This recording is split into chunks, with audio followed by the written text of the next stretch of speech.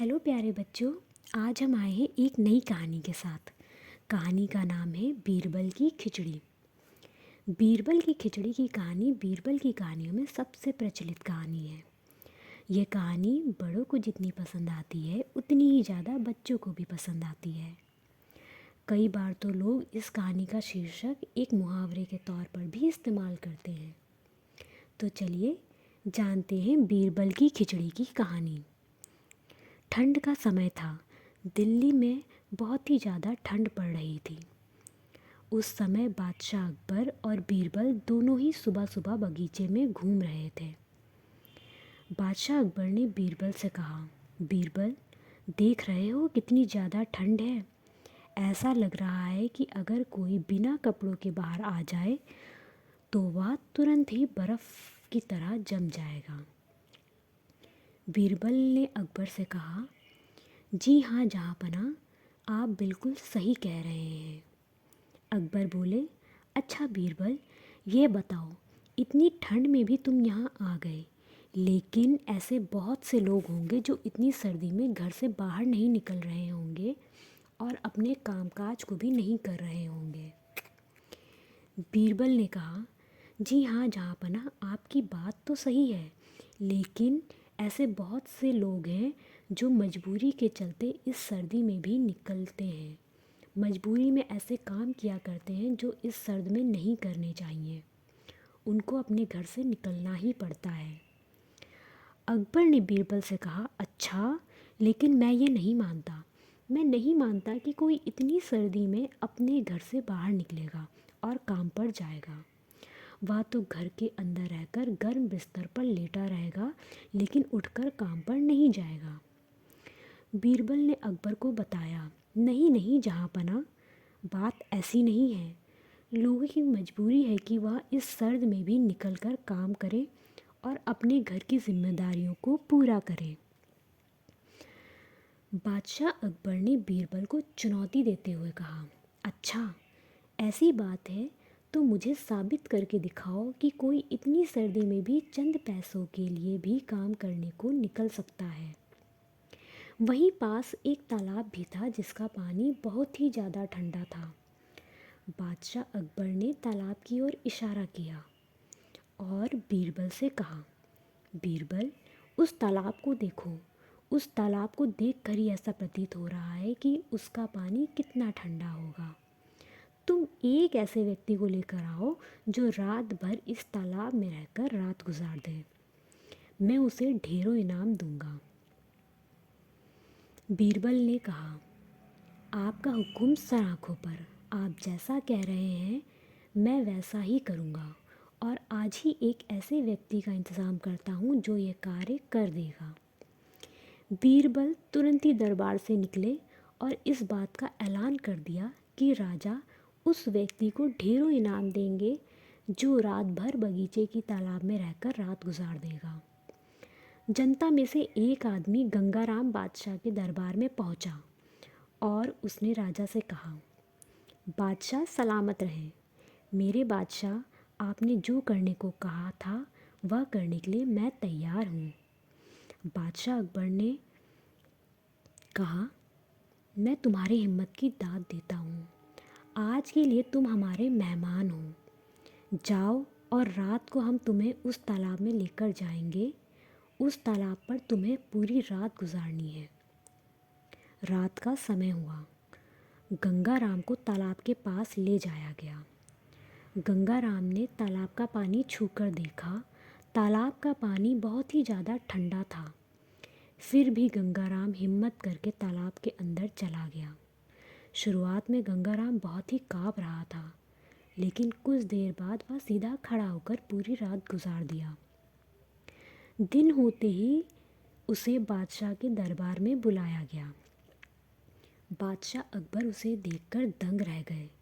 उन्होंने तुरंत ही गंगाराम से पूछा, आखिरकार तुम पूरी रात इतनी ठंडी में कैसे रह गए? अगर मैं होता तो मैं तो मर ही जाता।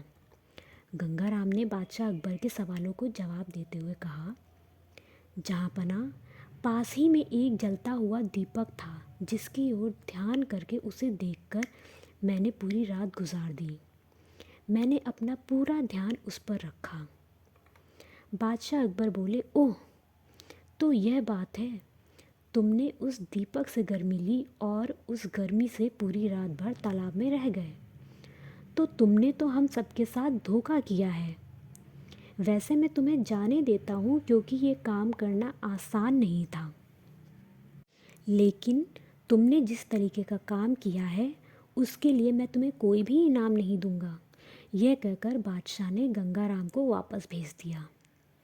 वहीं पास में बीरबल खड़ा यह सब चीज़ें देख रहा था। तभी राजा ने बीरबल से कहा, देखा बीरबल, इस तरह का काम कोई भी नहीं कर सकता। बीरबल ने कहा, जी हाँ जहाँपना, आप बिल्कुल सही कह रहे हैं। यह कहकर बीरबल अपने घर लौट गए। अगले दिन बीरबल ने बादशाह अकबर को खाने में आमंत्रित किया। बीरबल ने कहा, बादशाह, मैं बहुत ही अच्छी खिचड़ी बनाता हूँ। मैं चाहता हूँ कि कल आप मेरे घर आएं और मेरे हाथ की बनी हुई खिचड़ी खाएं। राजा ने बीरबल का निमंत्रण स्वीकार किया और अगले दिन बीरबल के घर जा पहुँचे।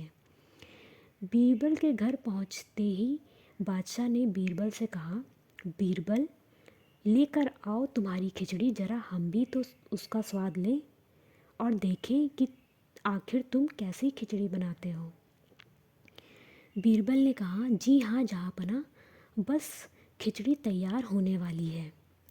राजा ने कहा, ठीक है।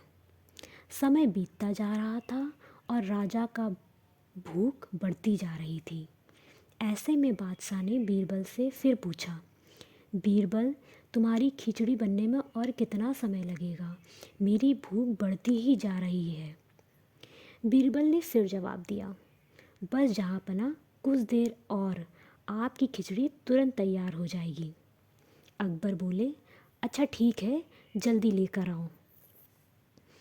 ऐसा करते करते और समय बीत गया और राजा का भूख बढ़ने लगी।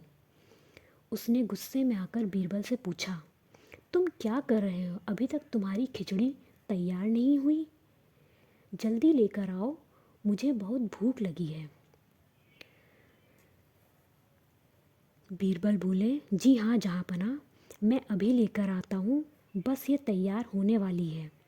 यह कहकर बीरबल फिर अपनी रसोई की ओर चला गया। कुछ समय और बीतने के बाद राजा उठकर बीरबल की रसोई की ओर जा पहुँचे। बादशाह अकबर ने देखा कि बीरबल हांडी को आग से बहुत ही ऊपर लगा कर रखा था, जिससे कि आग की ताप उस हांडी तक पहुंच ही नहीं सकती थी। ऐसे में राजा ने बीरबल से कहा, अरे बेवकूफ़ बीरबल, तुम आखिर कर क्या रहे हो? ऐसे में तो तुम्हारी खिचड़ी भी कभी नहीं पकेगी। बीरबल ने कहा, जहाँपना, पकेगी, यह ज़रूर पकेगी। राजा ने समझाते हुए कहा, अरे आग का ताप तो हांडी तक पहुंच ही नहीं रहा है, तो फिर तुम्हारी खिचड़ी कैसे पक सकती है? इसके लिए आग का ताप खिचड़ी की हांडी तक पहुंचना चाहिए।